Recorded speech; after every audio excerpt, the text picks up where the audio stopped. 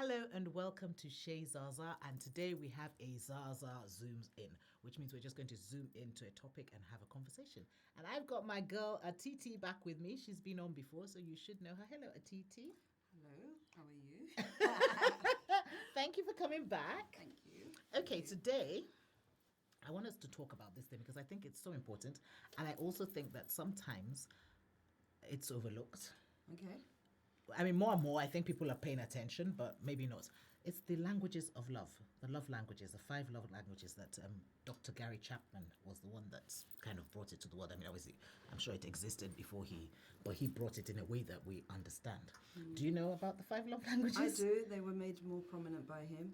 Okay, So, what yeah. are the 5 love languages? Okay. This is, you see, you can't say you know something on here. I will Okay. test you. So there is acts of service, words of affirmation, quality time, gifts, and physical touch. Yes. Oh, Hey, 100%, 100%. Well done. Yes, Okay, yes. so when did you find out about love languages? So that's a really interesting question. I think that I found out probably a couple of years ago, I found out that there was something called Oh, for real? love languages. But what I've always known is what I love. Yes. Okay. And I've always understood that as being my preference and my way. And I guess it makes sense that if there's stuff that I love, then there must be stuff that whoever is with me would also love. And I must say that I don't understand love languages only in the romantic sense. no, I it's not. consider it across the board. Yeah. So I remember that my dad used to say that, you know, each of us as children are different, and he knows exactly how to work with us to get the best out of us. So he clearly had an understanding. Yeah. And then with regards to my children, I have had to invest time in understanding them as well. And each of them are so different. You know, they amazing young adults. She has 5 children. I've got 5 young adults. Sorry, 5 adults. 5 adults. And so in understanding what works for me and understanding what works for them, and actually then discussing it. So, okay. I mean, I personally think that love languages, I mean, like I said, Gary Chapman is the one that put it in a way but it's something that I've always been like, you know what I mean? Like you said, that it's like the way I've always studied a person to see what they like. Yes. And that's how I will try to treat them, Yeah. which is Which kind is of communication. and I guess it's a love language thing. Like, you know, I know that, okay, I would love to receive flowers, maybe, but not. Sorry, let's just talk about the flowers. Okay. I really don't like flowers. I have another friend like Oh you. my gosh. And they- listen, no, I've always said that if anybody pays attention to me, they will know that I am the last person on earth you should give cut flowers to. And I'll tell you why. I have this thing about waste. Okay. When you cut flowers, they're beautiful. And they're probably, you know, planted for the purpose of cutting and giving. I don't like that because, you see, you give me a fantastic bouquet, then it dies, then there's a mess. Then I've got to do the work in disposing of them. And then the vase, through the process, the vase, I have to wash it and all. That's work. Please do not give me cut flowers. You can give me a plant. Plants. She likes plants. So I I'm love just going plants. to say, You yeah, can give me a plants. plant, you know, but that cut flower thing, forget. So definitely not. But you see that this is so key because one of the things that we hear or we're told or we're encouraged to do is give a woman flowers. I And I know. have another friend who absolutely doesn't like flowers either, another female friend. And, you know, it's because that's you know, you kind of, this is why it's so important to be person specific. You know what I Absolutely. mean? And I think that's what love languages kind of allows you to do. Yes. Because you now know that, okay, and I used to say this years ago, and I would say, because when I give people gifts, look, I haven't given gifts for ages, but when I used to give gifts on a regular basis, Yeah. I always gave the perfect gift. Yes. Not deliberately, but because I would study, like, okay, what does the person like? How does you know, do you think, you know, you just pay Absolutely. attention. And I think that love languages helps us to say better what Yes. works for us, if you like, Absolutely. just by putting it in a thing. So, question: what is your love language? What are your love languages? And what the first two? It's normally the first two that. Yeah, the first two are quality time, definitely. Physical touch. Okay. In terms of gifts, I'm a white chocolate person. But I I'm don't not giving you. I don't eat chocolate anymore. So, well, confectionery, I don't eat. So if why at did you all. mention it? I'm just saying because they say flowers in chocolate. Yep. Okay. But you can hold both. I was just going to say that was a pointless. I've upped the ante. Now, if you want to give me a gift, and my daughter will tell you I'm terrible. I've had so many people lovingly give me a gift, and I've smiled at them. Yeah. You know, when somebody gives you Because something, you can't say I don't like Well, this. actually, I'm very honest. Yep. So, so you give me something, and I'm smiling. You go to give. So, motion as if you're going to give me something, and I'm like, thank you. In other words, I don't want. That's so rude. No, it isn't. I'm saying no, thank you.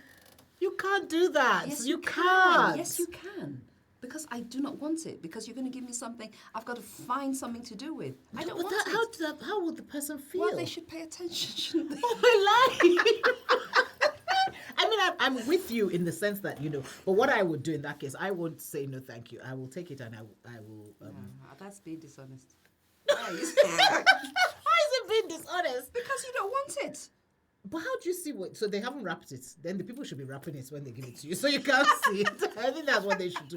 No, because I hear what you're saying and I get it, but I feel you have to have a level of relationship with that person in the first place to be able to do that, because that could really cause offense. Although I don't think it should, but it could. Because different people are different. So things. well, you give me something, then I put I'm it not on giving eBay. you another present ever again. Let me just. Your presents have been spot on because you're attentive.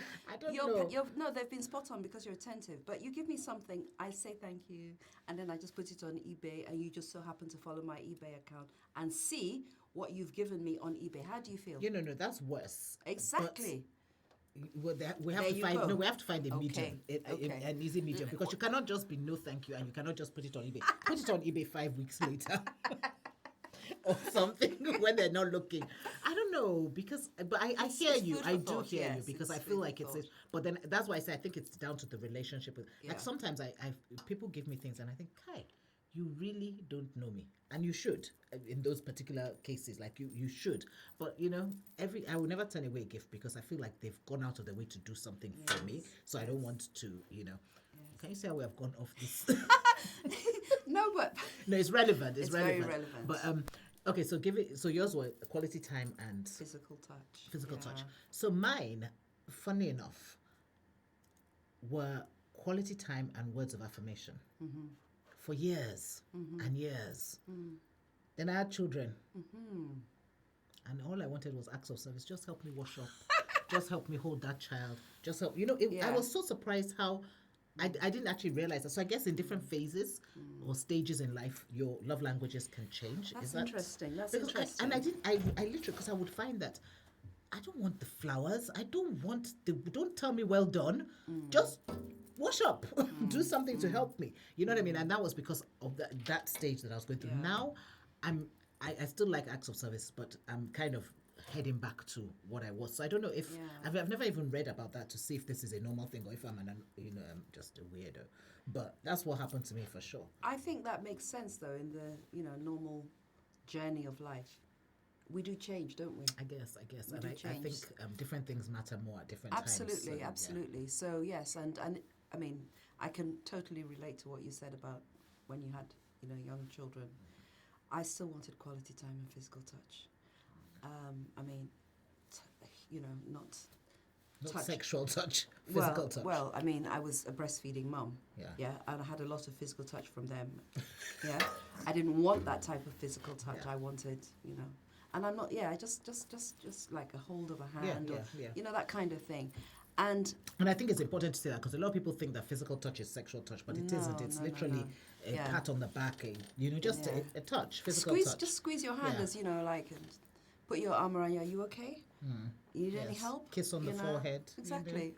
I love the kiss on the forehead. I love the kiss on the forehead. Yeah. Hint to Sweet easy. spot.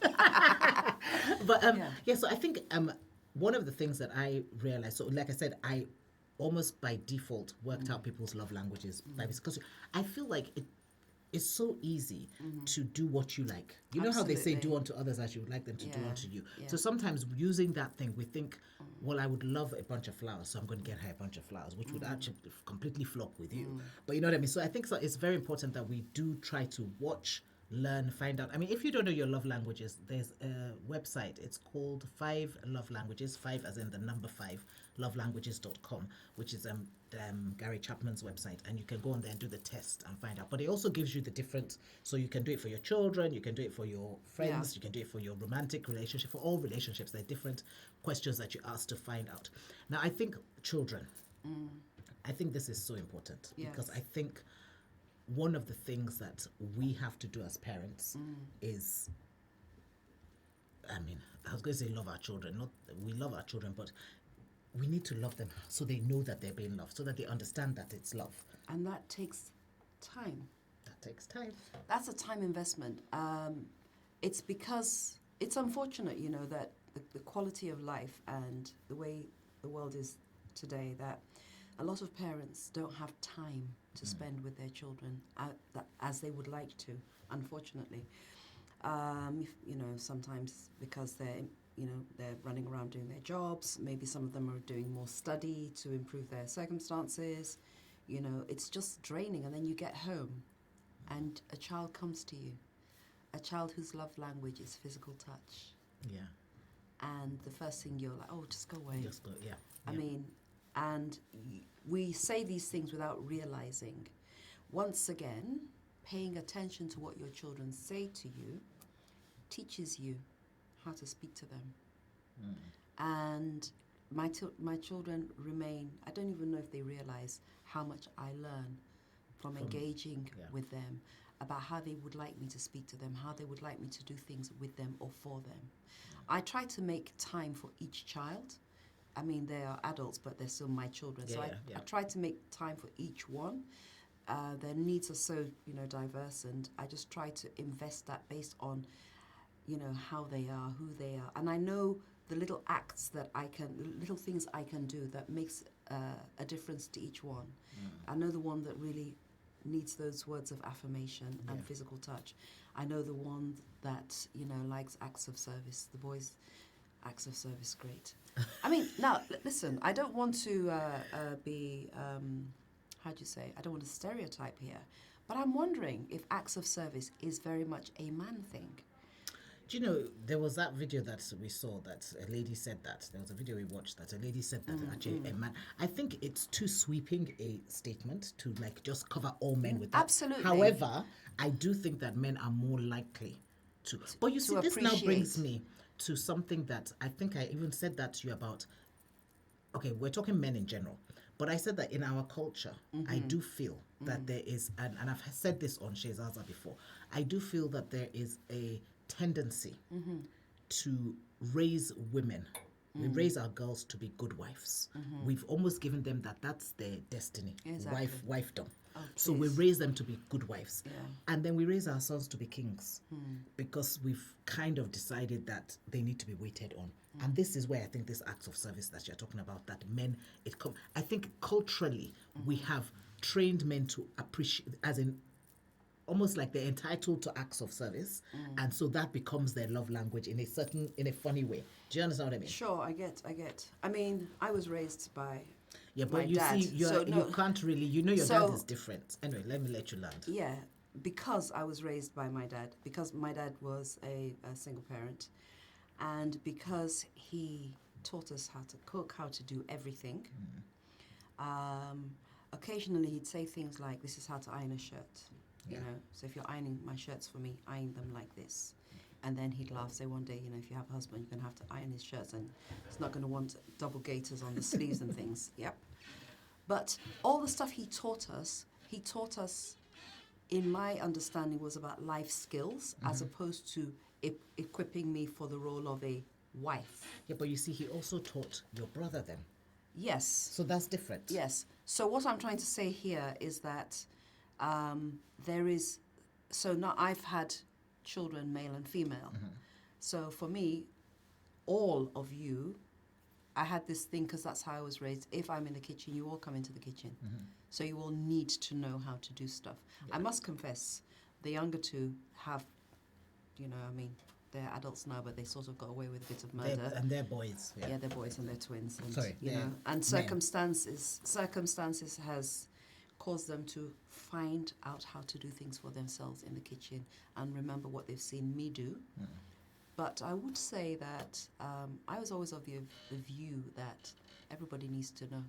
Yeah, and I agree with you, but I don't think that traditionally, we see, we'll come back to this tradition thing we spoke about. I don't think that traditionally we raise them like that. I'm hoping that we have done better.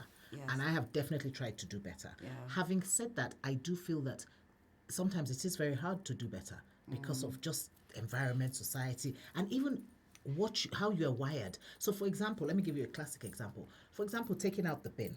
Mm-hmm. Is that a male job or a female job? It's a job. It's a job. That's how I feel. Sure. But what tends to happen is when my husband is calling someone to take out bin, he will always call the boys. Not because, he will always call, if the boys are not around, he will call a girl, but he will always choose the boys first. So, and I, quite frankly, as a girl, I'm quite happy for the boys to take out the bin. So there's, you know what I mean? So there's two sides of the coin. Sure. Whilst I'm happy to have some jobs that are male jobs, at the same time, I feel like we have to be careful about that because then you are immediately, so it's, you call the boy to take out the bin, but you call the girl to cook. Do you get what I mean? And it's not that the boy can't cook, but your reflex or your tradition or your norm is to call the girl to cook. Yeah, I think I remember my daughter having a conversation with her dad about that, about not wanting to feel that all the cooking and stuff rests on her. And like I said, I pay attention to what they say, so I listen to all these conversations so that I can learn and then be more attentive myself. Yeah. In terms of how I then delegate or share tasks and responsibilities and that kind of thing. So in terms of and bringing it therefore back to her love language, acts of service to her, she is very much a words of affirmation person. And I know that she enjoys physical touch, from her family. Not from a stranger. From her family, and probably from her mum and her dad, more than, And then, so that's her love language with her parents, her love language with her siblings is, once again, I guess, words of affirmation and quality time. Yeah. Because they really thrive on that, and that's how they bond. So isn't it interesting that one person within different relationship dynamics will have different love languages? Yes. And but I guess that makes sense again, like you said, the way we have different seasons and when it's going on, your relationship with everybody is Most different. definitely. So I guess the love languages is like a guideline to what is like your most... How I'd like you to interact with me. With it, in general, but it changes depending on the relationship. It changes because words of affirmation from your spouse could be very different from words of affirmation from your boss. Oh yes, definitely. Should be very different. But words of affirmation from your boss. So I think it can still be words of affirmation, but it's funny because when I hear words of affirmation, I'm watching. For me, words of affirmation have to match your behavior. Of course, yes. It's not just to say it. I'm like, okay, we'll see. Yeah, no, and I think that's so key because I think, and that's one of the harder ones because, acts of service, you do it. Giving gifts, you give it, but that words of affirmation, you're saying something, and if your actions don't match, then it's not really working. And we know it's not working. Yeah, those of us that want to, you know what I mean? So I think that is a very key thing. So the other thing that I was going to say about love languages is, do you think that it's worth everybody finding out? You said something about a revelation when you found out your love. What did you say? Okay, so I mean, as you know, I'm divorced, and when I always say to people, what you look for in love when you're 25 is significantly different from what you look for in love when you're in your 50s. Yeah. And I think that my love language at that time was, I have no clue what it was. and let's not even delve into what it might have been, yeah? But what I think with wisdom and maturity and faith, let's say that I've learned that I really cherish quality time. Yeah. Because everybody's so busy. Yeah. You can give me something and I may not see you. I'm not interested. Yeah, I really want don't. to see you. Yeah. And it's funny, somebody said to me, it's like you don't need anything. And I laughed. I said, that's surprising because I do. You just have to pay attention to know what it is I need. Yeah. Don't assume. Yes, I am very capable and very independent and all. But in this phase of my life, I am definitely not interested in somebody showering me with some gifts. Because once again, You can put it on eBay. I don't know. I mean, except it's something you know I want, right? And that involves time investment, Yeah. quality time Yeah. to probe, to understand, to get an understanding of who I am. Then if you give me a gift, 9 times out of 10, it's going to be spot on. I don't like conscience easer kind of Yeah. things. Yeah, So in brokering new relationships with people now, it's interesting to see who is investing the time to understand my love language. Yeah. Just right out there from a basic friendship level. But you know, this is the thing that I always say. I say that relationships are living things. Absolutely. And they need to be nurtured. Absolutely. And if you're not nurturing a relationship in some manner, at some point, it will die. Absolutely. You know, because it needs to be nurtured. And I think one of the things that a lot of people forget to do is maybe nurture the relationships. And I mean, I'm guilty because I have plenty relationships, but I still try to, you know, do a little bit of sprinkling here and there. You know what I mean? Yeah. But it's so key because I think that's one of the things that we forget because you just kind of think, I don't know, maybe we take it for granted and we don't think of it as something. So unless it's our main relationship, a lot of people are not necessarily nurturing in, you know, I remember one of my friends saying to me one day, she wanted to, I was so angry. She wanted to use my nurtured relationship to get something for herself. You know what I mean? And I was like, even I won't ask in this my nurtured relationship. I'm not going to ask them for that, let alone to ask them for that for you. Do you know what I mean? Absolutely. But it was almost like that thing that she knew that if I asked for it, I would get it because of my relationship. So she wants to. So she wanted to exploit. She wanted to like get what I should be getting, but I wasn't even asking for or didn't even want. Just, you know what I mean? And that really, I was like, no, go and nurture your own relationships, love. You know. But that's the thing, because I think when you nurture a relationship, they think the things that I can ask people for, you get it. That is like one of the rewards is that you I guess you have relationship. I think that when you don't use a language, it doesn't go away. Yeah, right? So follow me. You're just not as fluent. Yes. Okay, there's definitely that. Yeah. So we don't see all the people we know all the time. Yeah.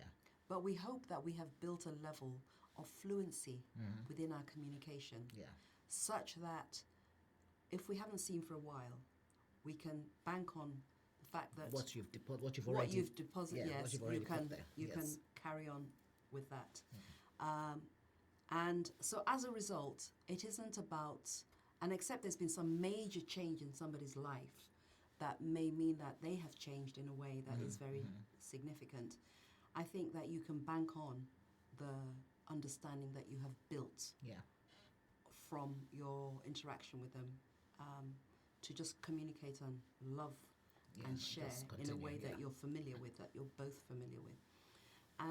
And so for me, that means that I feel that whilst life changes us, and as a result our love languages change, that if there is a change in my love language, it's my responsibility to communicate to you that something has changed. I like that. You know? Because I do think, yes, and I suppose it also depends on how much time I'm spending with you. Yes. Because if I'm spending enough time with you, I should see that change, shouldn't I?